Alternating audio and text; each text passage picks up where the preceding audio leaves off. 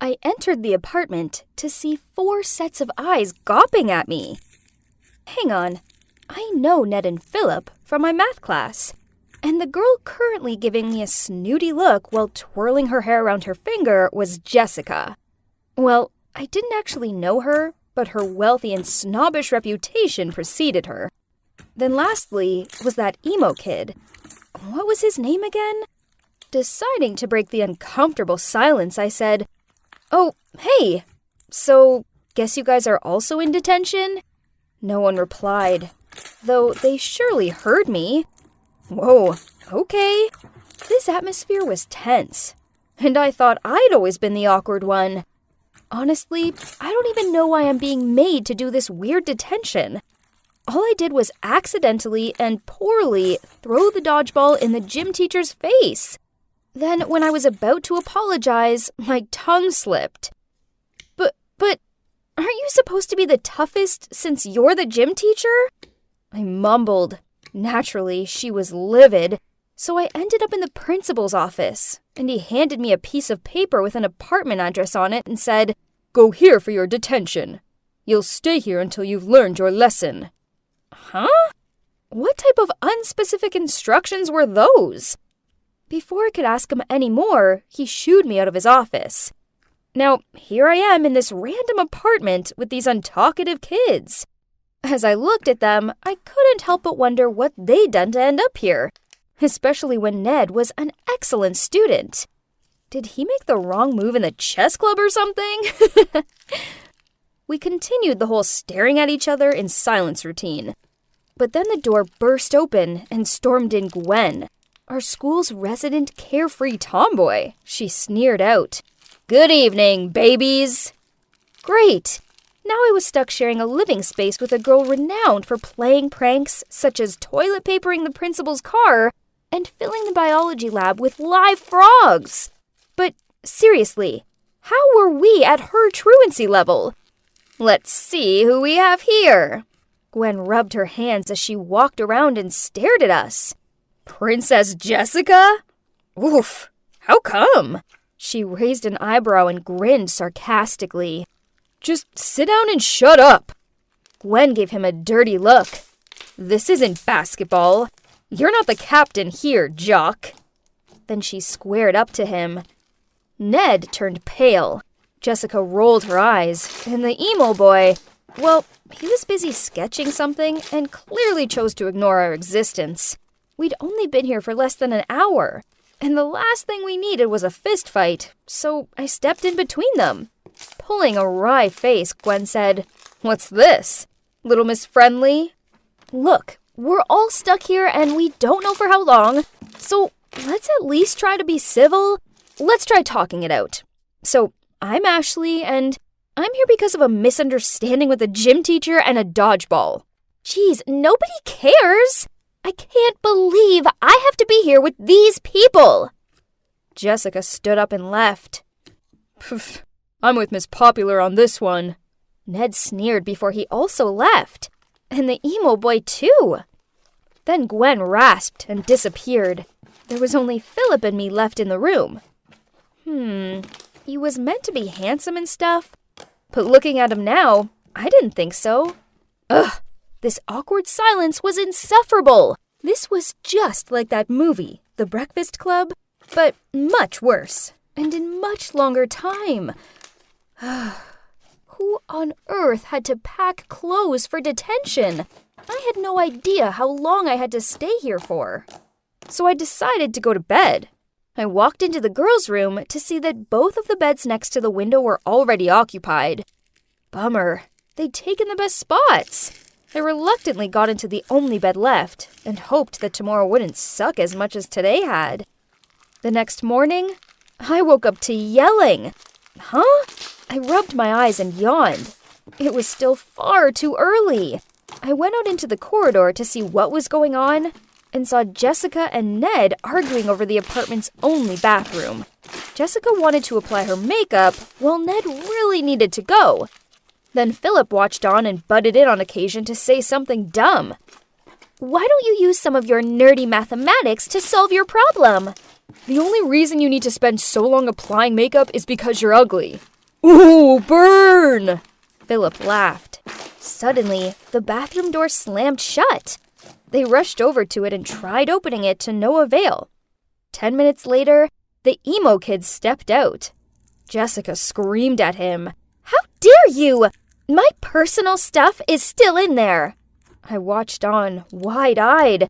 OMG. These people were ridiculous. How was I meant to live with them? In the end, we eventually came to an agreement about the bathroom's rule.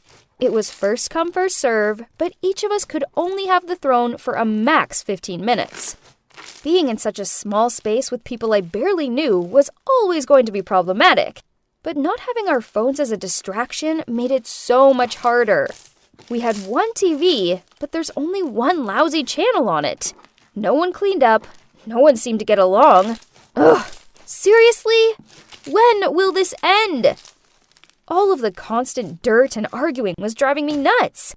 But then the final straw was this one time when I was washing my face, the cleansing foam accidentally got into my eyes to wipe it out. But to my horror, when I opened my eyes, so I quickly reached for a towel, I saw myself holding someone's sock instead. Yuck! After that, I gathered everyone and threw the sock onto the floor and said, "We need to sort out order, as I can't live like this anymore. It's gross." Jessica snorted. "Who are you to boss around? No one cares what you think."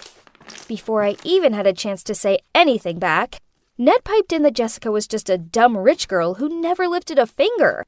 Then Gwen jumped up to her feet and started shouting for no reason. Philip gave me this smirky know-it-all look that made me want to scream. Then he actually lobbed a basketball at me, which almost took my head off. Then, ignoring the others, I started shouting at him. The only one who stayed quiet was the emo boy. "You aren't even that pretty. In fact, I've seen more attractive slugs," I heard Ned say to Jessica. That was a bit much, wasn't it? I mean, it was obvious Ned only teases Jessica because he has a huge crush on her. Jessica huffed as she tossed her hair behind her back, then stormed off to her room. Man, this place sucks. At least lunchtime had arrived. So I made myself a delicious-looking burger, then quickly went to the bathroom. When I returned, I couldn't believe it. Philip was taking a bite out of my burger. I screamed at him, but then he shrugged, then said he'd make me a new one. And like a decade later, my replacement lunch finally arrived. And Philip was smiling at me strangely and watched on as I bit into it. Ew! I lifted up the top of the bun to see a raw piece of beetroot. Ugh. I was so fed up with everyone that I went to bed super early that night. Only when I woke up the next day, both Jessica and Gwen burst out laughing at me. I hurried to the bathroom and checked out my face. Oh no. Turns out someone had drawn on my pillow, and now I had ink all over my face. I had to scrub my face for ages to get it off. Then Philip wouldn't quit laughing at me. I knew he was responsible. Ugh!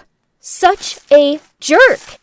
And on the other hand, we also had the emo kid that I was seriously getting sick of. He never said or did anything. Instead, he just sat there, usually wearing his stompy boots and looking all moody. I mean, why wear those sweaty-looking boots when he's stuck inside? It was about time he spoke up, so I came up with a prank to get him talking. When the emo kid was in the shower, Ned and I filled his beloved boots with mayo. A little later, I heard some loud thump. Then the emo kid did a weird walk across the room with his foot covered in mayo, while clutching one of his boots. "Have you lost your mind?" he shouted. And not gonna lie, I was intimidated by this other side of him. Then out of nowhere, Jessica appeared. She turned to me and shoved my shoulder. "That was too much, don't you think?" "Oh, no, you didn't. I wasn't gonna let someone like her speak to me like that and get away with it." So I struck a defensive pose and glared at her. We ended up in a stare-off when suddenly I felt arms pulling me back. It was Philip. I tried flailing free of his grip, which caused him to lose his balance, and he accidentally elbowed Gwen. "Oh, you're done, Jock!" Soon, Jessica and I were pulling each other's hair, and Gwen and Philip were shoving each other. It was mayhem. "Stop! All of you!" It was the emo kid. He glared at us with rage. "You're acting like immature brats!" Well, that was unexpected, but I guess it worked, as a few seconds later, we started cleaning up the mess we'd made. We knew something needed to change, so at dinner, we all sat around the table and tried to sort things out. The others were all staring down at their food and not talking, so I decided to go first. So, I'm here because I don't always react well to certain situations. I don't know, I guess I find it hard to make friends. I trailed off. Then Ned spoke up. "The only word my mom seems to know nowadays is study, study, study. I feel like all I am to her is a grade. So when I got a B in English Lit, I ripped it up in front of the teacher. That's the story." Jessica flicked back her hair, then said, "Try having all the money you could ever want, but the most neglectful parents ever.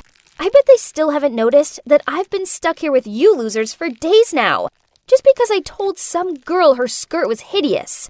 I was doing her a favor. Poof." Then Philip blurted out, "My father wanted me to be strong and manly just like him. I don't want to be like him, but I'm worried I will be, and that I won't be able to do anything about it. So I skipped basketball practice, got into an argument with coach and my dad, and now I'm in the weirdest detention ever." Gwen sneered. "Least your dad's around. Mine does month-long disappearing acts. And my mom's dead. Oh, and I'm here because I put paint in some clown's locker. Serves them right for bad-mouthing me." Her words were followed by an intense silence. Awkward. But I felt like I understood everyone a little better now. Oh, but hang on. The emo kid hadn't said anything. "Hey, you." I looked at him. "So, what's your story?" He shrugged, and I didn't think he was going to talk, but then in a quiet voice he said, "I'm Stan. I never knew my dad. My mom isn't around, so I live with my grandparents. I'm here because I ignored the principal, but only because I had earphones in." "Oh," I muttered out. "Look, I'm sorry about your boots. I'll help you clean them if you like." Stan nodded. Jessica was right. I had been a bit harsh on him. Then Ned gave this awkward smile and said, Jessica, I know I've been a jerk to you, but it's only because I like you." Jessica didn't do so much as flinch. She still kept studying her nails. Probably because having boys smitten over her was already a part of her daily routine. "Well, I might like someone too." Phil stretched his arms behind his chair. "I guess I like winding her up." He looked directly at me. I felt myself blushing, and I had this weird fluttering feeling in my stomach. But why?